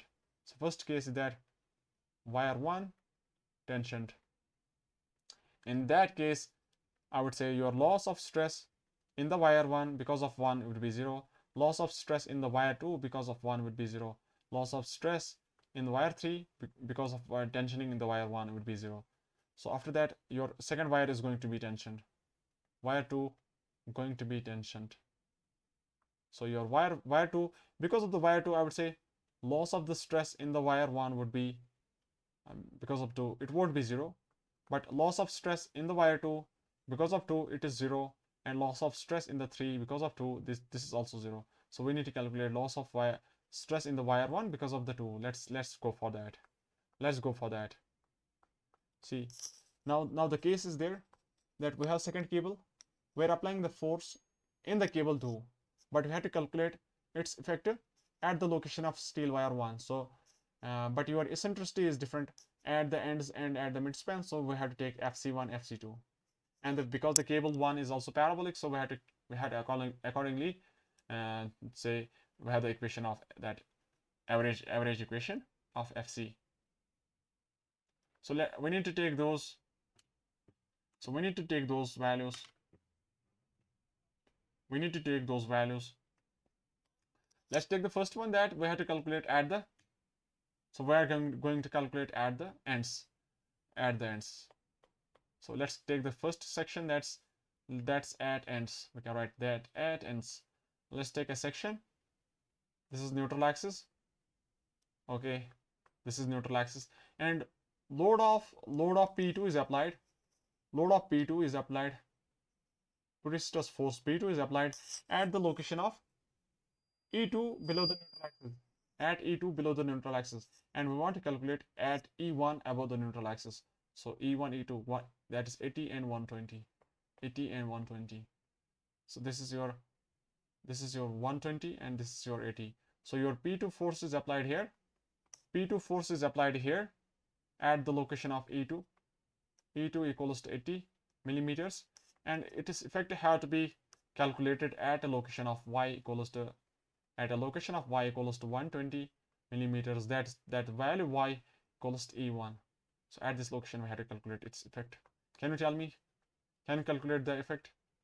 So one of the force is there, that's P2 by area cross section, and one more is there, that hogging moment, top tensile, bottom compressive, top tensile, bottom compressive, top tensile, bottom compressive. And at this location we have to say what is this stress. So at the location of that wire 1, at the location of wire 1. So this is we know this is P2 by A, and this is negative some value of some moment of P2 E2 and value of E1 by I, my by I. Okay, my by I. And can you tell me if this case is saying that we have to account the effect of dead load, live load also? We had to take the effect of dead load and live load also. So we need to take the moments, dead load moments and live load moments. So let's calculate the dead load. Let's try to calculate the dead load, is if there is calculation of dead load. Yeah, we need to calculate the dead load also. Let's say that dead load is calculated as gamma into area cross section. Gamma into area cross section. So this is your 25 into 0.8 into 0.5. That's your 10 kilonewton per meter. And can you tell me what is the moment? One, we have to calculate moment at the ends. What is the moment at the ends? Because of all those loads, that's total UDL is 30 plus 10 and L square by 8. This is the moment at the midspan. This is at the midspan. 30 plus 10 L square by 8. Your length of beam was 8 meters. So that's total of 240. Was it 240? Is it 320? 48 is our 320 kilonewton. 320 kilonewton is the moment, bending moment at the midspan section. But what about the moment because of all those loads at the ends? Can you tell me what is that? Is that 0 because this is simply supported? So effect of the moments at the ends is 0. So I would write this is your 0 line because of the moments, because moment is 0, m by z. So this is your 0 line. And similarly I can say your FC1 would be equals to some P2 force. So we need to calculate P2 force. Can you calculate P2 force based on this one? So P2 force would be equals to 800 into 1500. That's 120 kilonewton. Is it 120 kilonewton? Is it 120 kilonewton? We have not calculated any other thing. So let me calculate. Yeah, this 1200 kilonewton, 1200 kilonewton. And P1 is also, I would say P1 is equals to 900 kilonewton, and P3 is equals to 1350 kilonewton. Based on this equation, that P equals to area stress into area of the steel. This is the equation. So we had these three. So we got the three values of forces: P1, P2, P3. So let's use the value of P2 equals to 1200. Value of P2 equals to 1200. 1200. This is your total of this much newtons. This much newtons we have divided by the area of the cross section. 500 cross 800 millimeter square. That is positive compressive. And after that we have tensile. Tensile P2 E2. P2 E2. P2 is equals to 80. E2 equals to 80. And E1, we have to say what is the value of E1? Bending stress, My by I. E1 is 120 millimeters divided by the second moment of area. That's 500 into 800 cube by 12 millimeter power 4. So your stress is FC1 at the ends equals to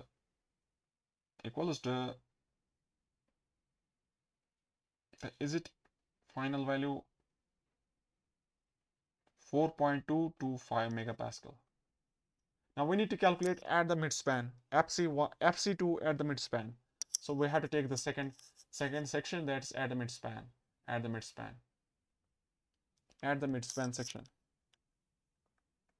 So for the calculations of FC2, we have to take the midspan section. So FC2 is there. So let's talk about the FC2. We have. So that means we are applying the pre-stress force in the cable 2. At the location of 2, and we want to say what is the stress at the location of cable 1. So we have E2 150, E1 100. So E1 is equals to 100, E2 equals to 150. Let's go for that below the neutral axis. So let's have the section. Neutral axis is there. This is some value. It's below. I would say you are applying some P2 force at some eccentricity of E2 equals to 150 millimeters, and your cable 1 is at 100 meters. This is E1 equals to Y equals to 100 millimeters. At this location, we want to say what is the stresses. So because of this P2, we had having some stresses of P2 by area cross section positive, and because of that hogging, so we have top tensile, bottom compressive, top tensile, bottom compressive. This is the neutral axis, so here we have zero stress. Top tensile, bottom compressive. And third, can you tell me what is the moment we can have at the midspan? Because there is UDL and dead load, and we had to account all that stuff also. So we have to say what is the total moment we have at the midspan? Is that 320 kilonewton meter? 320 kilonewton meter we had to take. 320 kilonewton meters. So top tensile, top compressive, bottom tensile. Top compressive, bottom tensile. So this is your M dead. We can write M all by Z at the extreme fiber. But we have to calculate at the location of Y equals to E1. So at this location we have to calculate. So let's have the color as pink. So this is our location. So at this location we have to calculate. What is this stress? Can you calculate? What is this stress? Is this P2 E2 E1 by I? And this value we have to calculate. This is negative. Is this value equals to MA by I into E1? My by I. Okay. Let's substitute the values. Let's substitute those values to get the value of FC2. So your FC2 would be equals to, your P2 force was 900. Yeah, 1200 kilonewton. 1200 kilonewton divided by the area of the cross section, 500 into 800 millimeter square. Positive. After that, we have one more positive value of P2 E2. P2, E2, E2 is 150, E1 is 100 divided by the moment of inertia, that is BTQ by 12. BTQ by 12. And after that we have third one. We can write it as negative. Moment because of all loads, that was 320 kilonewton meters. So this is your moment into eccentricity of E1 is 100 millimeters divided by the moment of inertia, that's I, BTQ by 12. So this is your stress. So finally you can solve it. You can solve this part. So finally your FC2 is coming to be equals to 3.023 megapascals. Now we have to say what is the average stress. What is the average stress at the location of 2? Yeah, at the location of 1 because of Prestress applied at the location 2. So that is FC1 plus 2 by 3. FC1. What is the FC1 we have? 4.225. 4.225. So that's 4.225 plus 2 by 3 of 3.023 minus 4.225. It's coming to be equals to 3.4778 megapascal.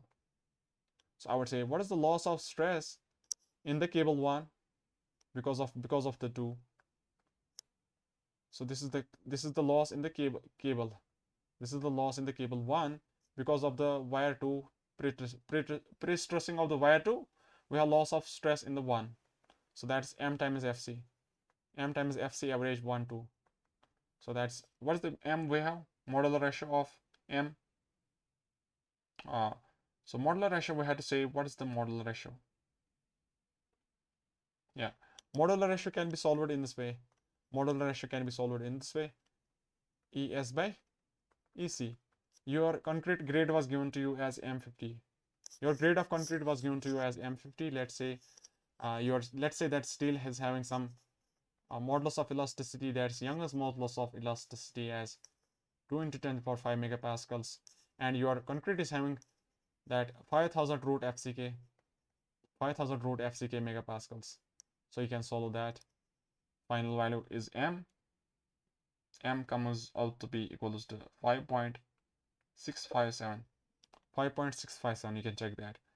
So we can write here 5.657 into that FC1 to average. That average was coming to be 3.4 times 7, 3.4778. So this is your final stress of 19.673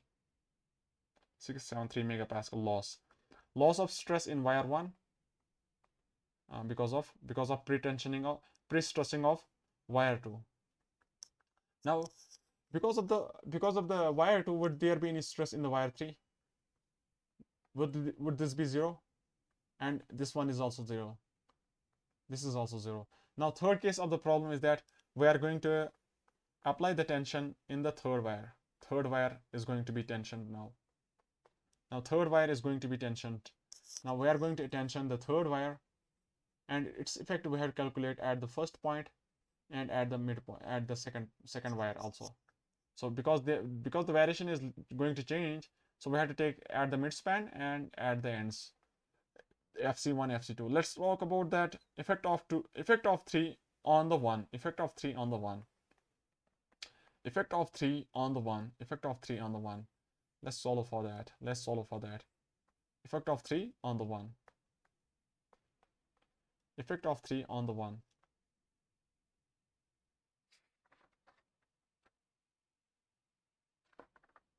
Effect of 3 on the 1. Let's go for that. So I will take that at the ends. Third case, that we are tensioning the third wire. We are tensioning the third wire. Let's try that. Here we can write third wire is going to be tensioned. So if I talk about the first case, that's at the end, so I have to calculate FC1. So this calculation is about loss of stress in wire 1. Loss of stress, actually it's loss of stress, or we can say stress at the location of 1 because of the load applied at the location 3. This is FC3, FC13 average. And we have to calculate this. This is FC1 plus 2 by 3 of FC2 minus FC1. So for the FC1 calculation, we are going to take that cross section is there, neutral axis is there, and you are applying that P3 force somewhere below the neutral axis, P3 at 200 millimeters. So somewhere here. So this is your E3 equals to 200 millimeters. So you're applying that prestress force of P3, and because of that you are having some stresses of P3 by A, P3 by A, and one more is there, top tensile bottom compressive, that is P3E by, or we can write P3 by Z, maximum value, P3E3 by Z, this is the maximum fiber value, top tensile bottom compressive. And because of the moment, we can say that is 0. Because of the moment at end is 0, so this is moment M by Z, that's 0. And if I want to calculate that at the location of 1, so I would say your location of 1 is above the neutral axis at E equals to 120. So E equals to 120. So somewhere above the neutral axis at the location of somewhere here. So this is E1. That is the location of Y equals to E1 equals to 120 millimeters. So here at this fiber we have to calculate the stresses. So this stress value would be P3 E3 E1 by I, and this value is same. So I can solve that. P3, we know P3, we have calculated the P3 also. What was the P3 we have? That was 1350 kilonewton. 1350 kilonewton. So I can say what is the FC1? That is 1350 kilonewton divided with the area of cross section, that's 500 into 800. Is it this? 500 into 800. I think it's 500 into 800. Okay. And second stress is there. Second stress, that is negative. P3 E3 E1 BDQ by 12. So you can have those stresses. So FC1 is coming to be 4.315 megapascal.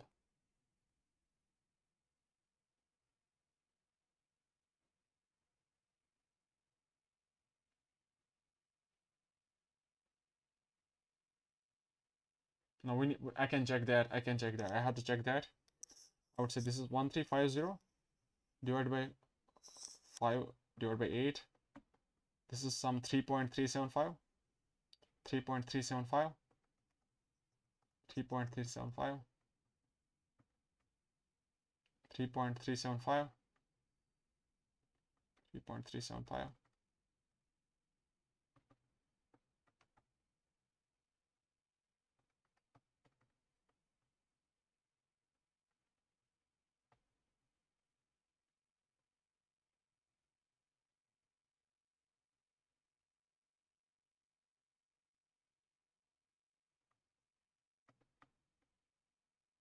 3.375 minus answer 1.865. 1.865.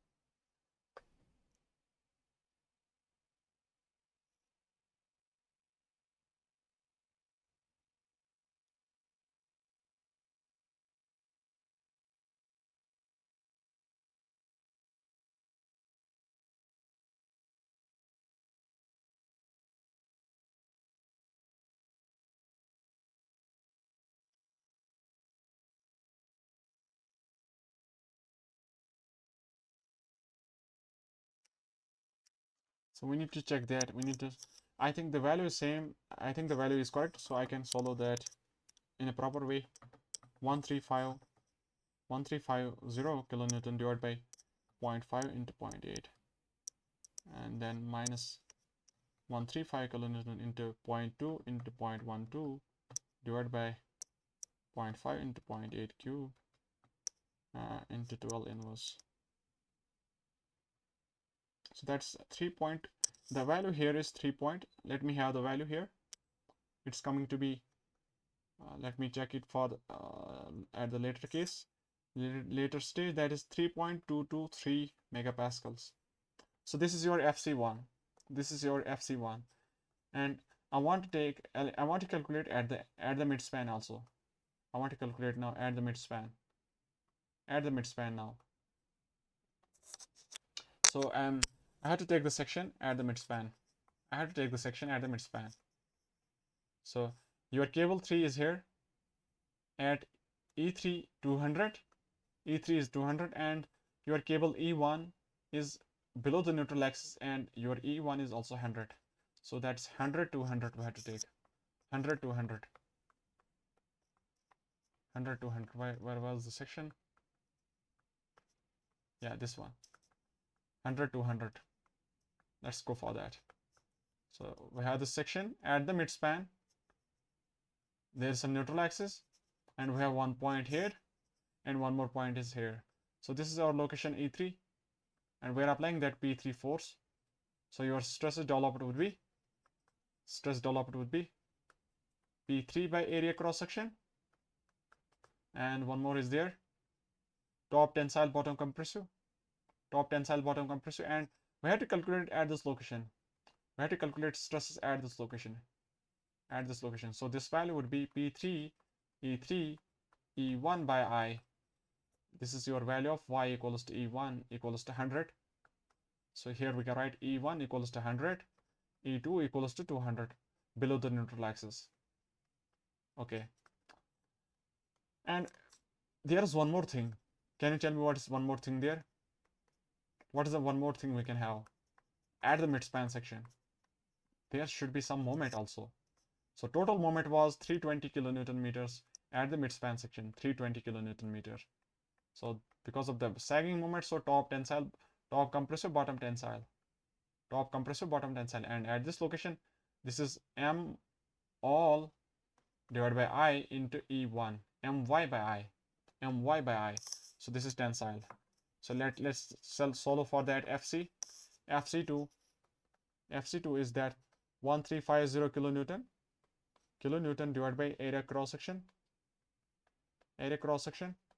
After that, plus, this is plus 1350 kilonewton eccentricity of E3 into E1 divided by moment of inertia. So this is your value. And third one is that negative moment was 320 kilonewton, 320 into 10 to the power 6 divided by BDQ by 12.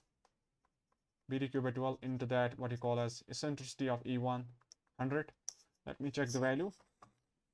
320 into 0.1 into 12 divided by 0.5 into 0.8 cube. This is all negative.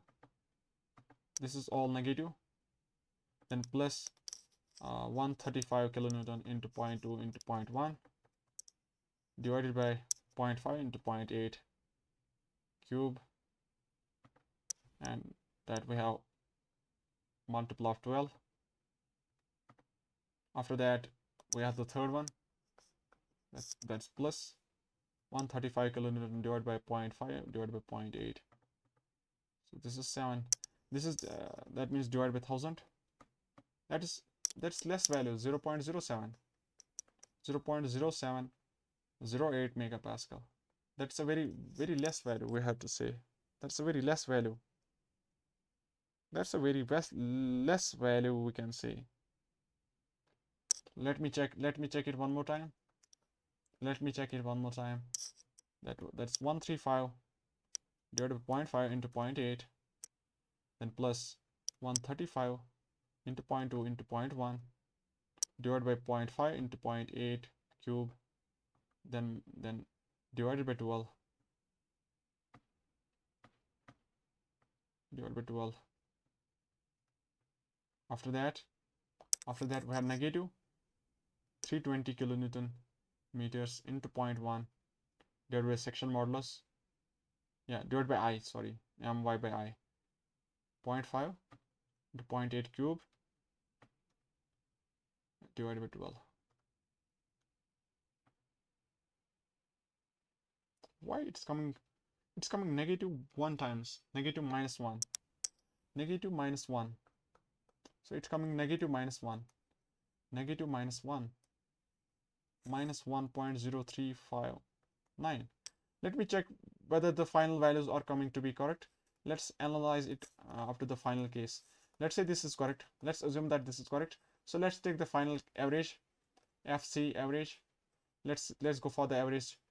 Let's write it FC average, but we are talking about 1 because of 3, so we can write this value here, 3.223 plus 2 by 3 of FC2 minus 1.0359 minus 1.0359 and minus FC1. So let's go for the value. Let's go for the value 3.223 plus 2 by 3 of what you have, 2 by 3 of minus 1.0359 minus 3.223, 0.3837 megapascal. That is a very less value. So from this case we can say, what is the FC? What is the loss of stress? F loss of stress in the wire 1 because of 3, that is M times FC average 3. So that we have M value was, what was the value of M? We have already calculated that M value. We have to check that. That's 5.657. 5.657 into that multiple of 0.3837.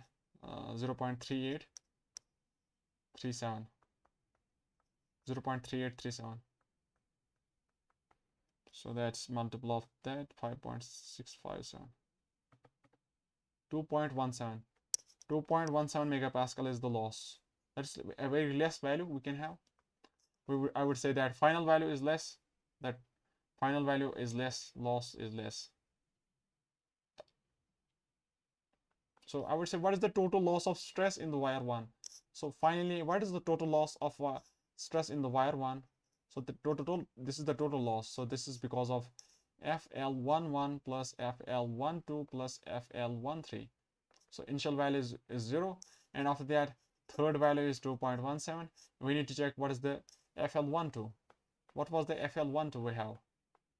FL12, this is your FL12. 19.673. 19.673. So the final value would be 19.673, 21.8438 megapascal. And third thing is there, we need to calculate the loss of stress. See, now we need to say, because of the cable 3, what is the loss of stress in the cable 2? So for that also we have to take that average. So now third case is there, FC, I would say F loss of stress in the wire 2 because of 3, that's M times FC average 2, 3.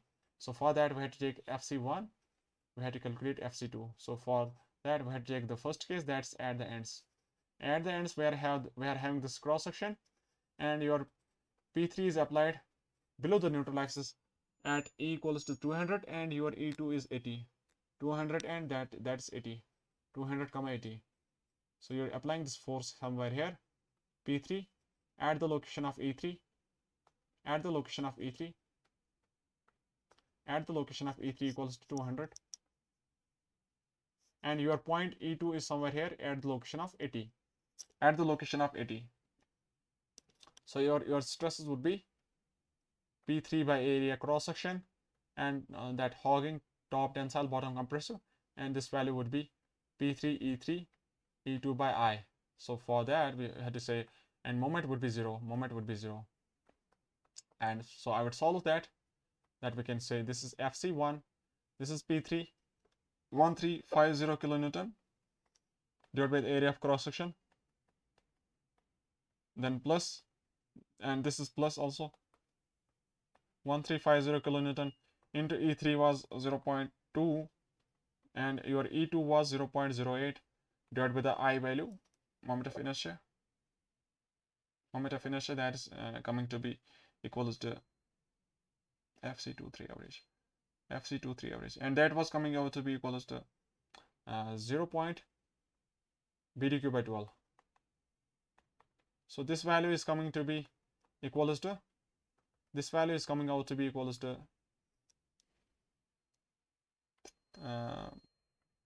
4.225 megapascal. 4.225 megapascal. Let me check it. 135 divided by 0.5 divided by 0.8 divided by 0.8 plus 135 divided by 0.2.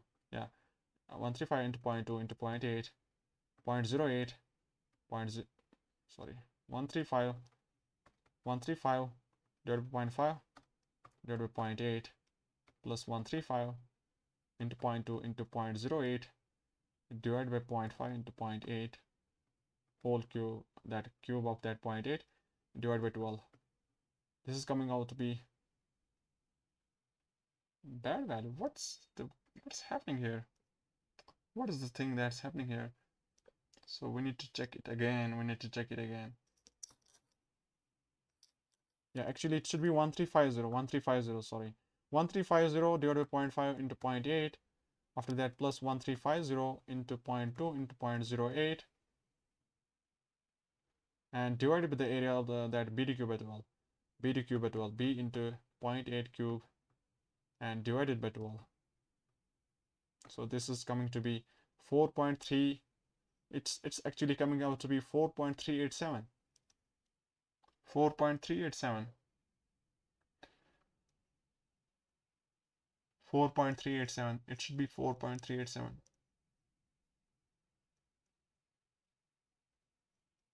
One 1350.3.1.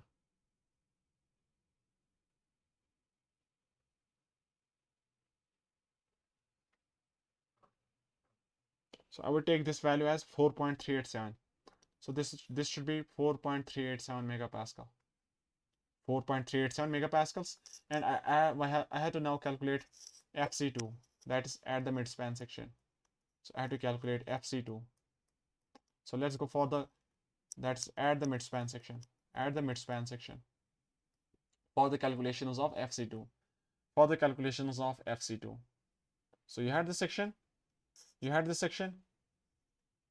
And I would say, where is the location of P3 force? Where is the location of P3 force? At the midspan section, your P3 force is here at the location of E3 equals to 200 and your E2 is there equals to 80. E3 is 80, E3 is 80, E3 is 200, E2 is 80. Let's go. All the two values are below the neutral axis. So you're applying that P3 force here at the E3 equals to 200 and your location of E2 is at the location of 80 millimeters. So this is P3, E3. So your stresses would be, this one is your P3 by A. Second one is their top tensile bottom compressive. At this location, what is the stress? So that would be P3, E3, E2 by I. And because there is moment at the midspan, so that moment we can say top compressive bottom tensile, and at this location we can say that's M all by I into E2. So we have to substitute the values in order to get the value of FC2. So this is 1350 kilonewton divided by area of the cross section, 0.5 into 0.8 meters square. After that plus this value plus 1350 kilonewton, 1350 kilonewton into E3. E3 was 0.2 and E2 is 80. 0.2 into 0.08 divided by BDQ by 12. BDQ by 12, 0.5 into 0.8 Q by 12. And third one is their negative value, and the moment all was 320 kilonewton meters, 320 kilonewton meters. E2 was 0.08 divided by BD cube by 12, BD cube by 12, BD cube by 12, and the final stress would be, so I can solve that, 1350 divided by 0.5 divided by 0.8, then plus 1350 divided by 0.5 divided by 0.8 cube into multiple of 12 into 0.8 into 0.2 into 0.08, then subtract 320 into 0.08 divided by BD cube by 12, BD cube and divided by 12. I hope the value is coming to be equals to 3.1875 megapascal.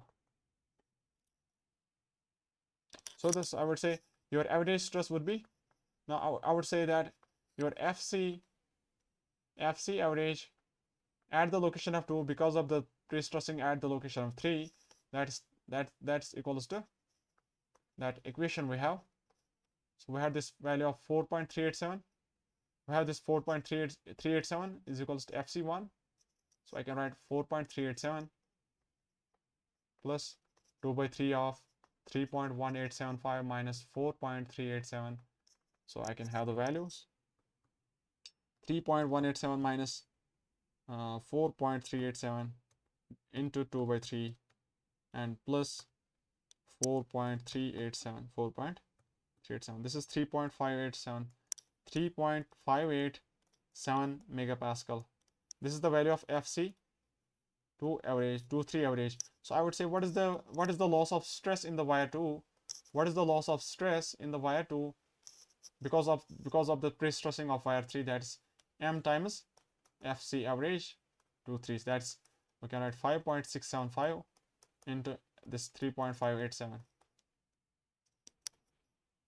So this is into multiple of 5.657 actually. This is 5.657. So 20.3 megapascal, I would say. This is 20.3 megapascal. 20.3 megapascals. So your loss of stress in the wire 3, let me write here. This is the loss of pre-stress in the wire 2 because of pre-stressing, because of pre-stress applied, pre-stressing of wire 3. Because of pre-stressing of wire 3, we have loss of stress in the wire 2. That's 20.23 megapascals. So one thing we had to check that what was the value of FC1 final? What was the total loss of stress in the wire 1? I think that was not exactly correct. That was not correct, I think. There was some calculation error. We had to check that again. So we had to say, what is the FC1 loss of stress in the wire 1 because of the wire 2? We have to check that again. When second wire was tensioned. So that I need to check. We have erased that part.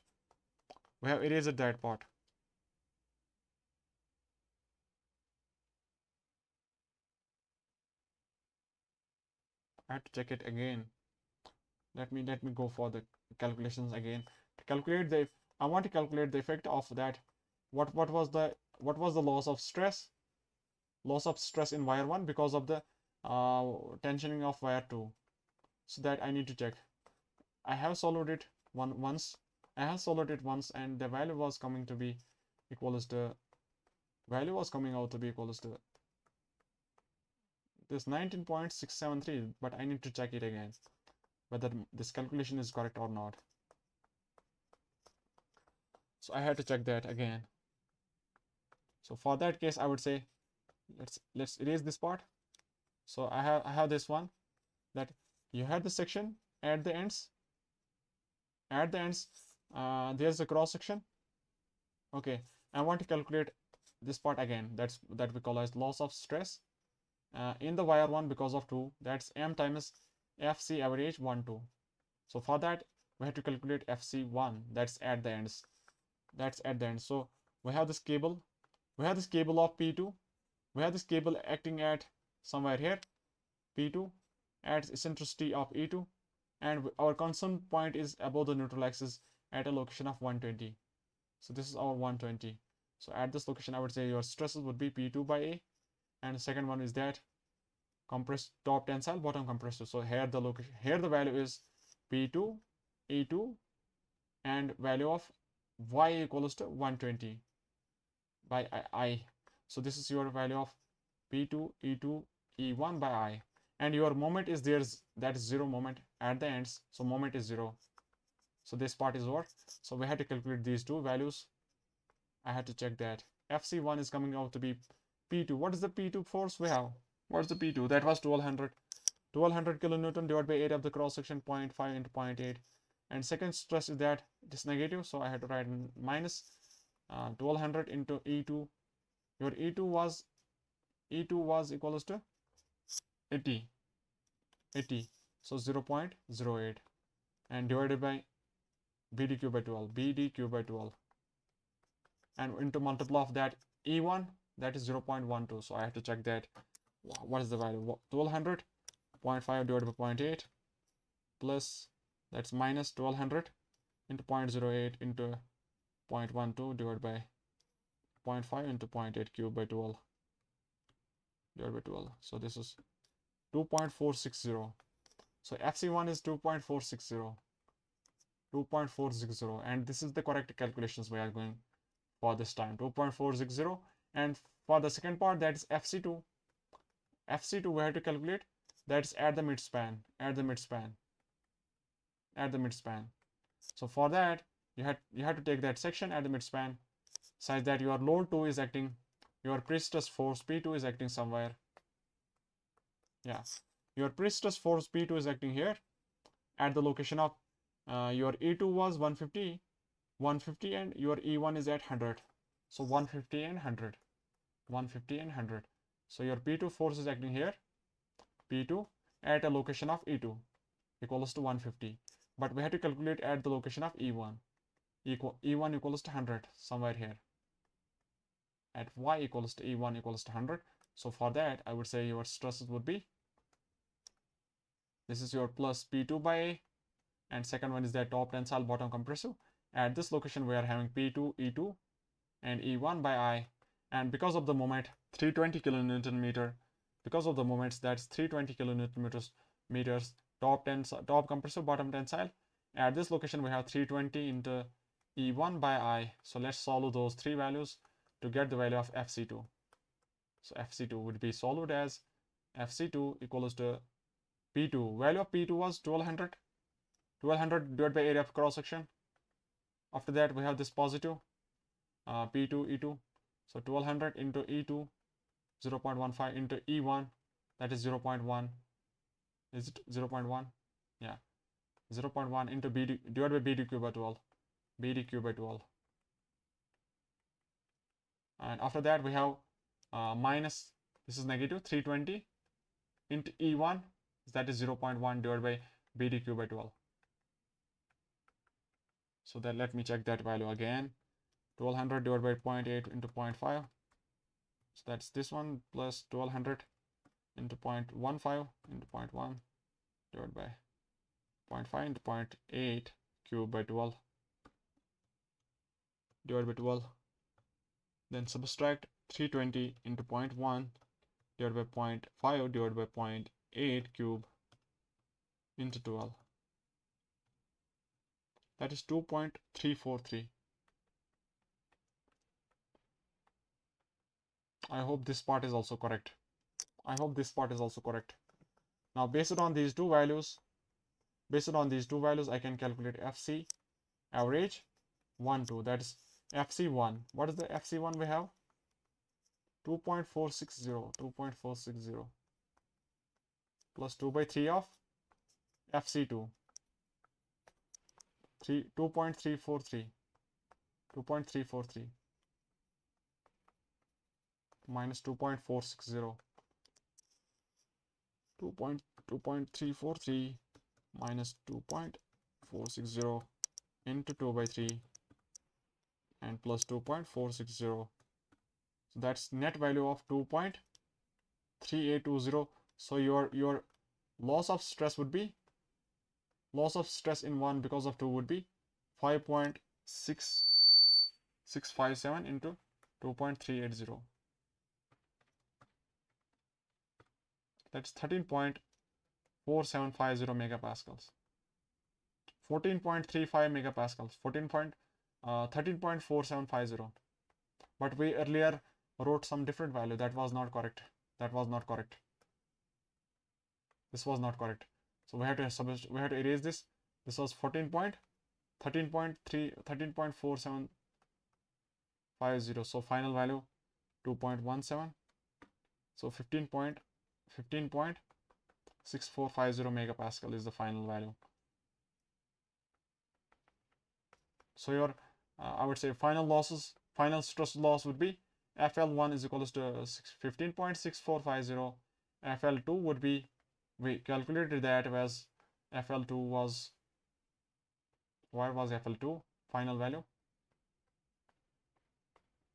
This was your final value of FL2, and this was your final, because FL12 was 0, FL2 because of 2 was also 0, so this was your final value of FL in the wire 2, 20.3 megapascals.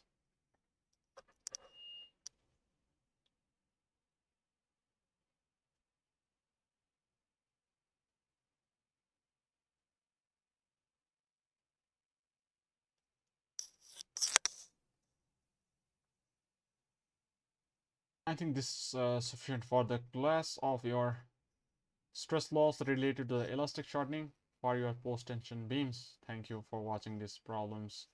Okay.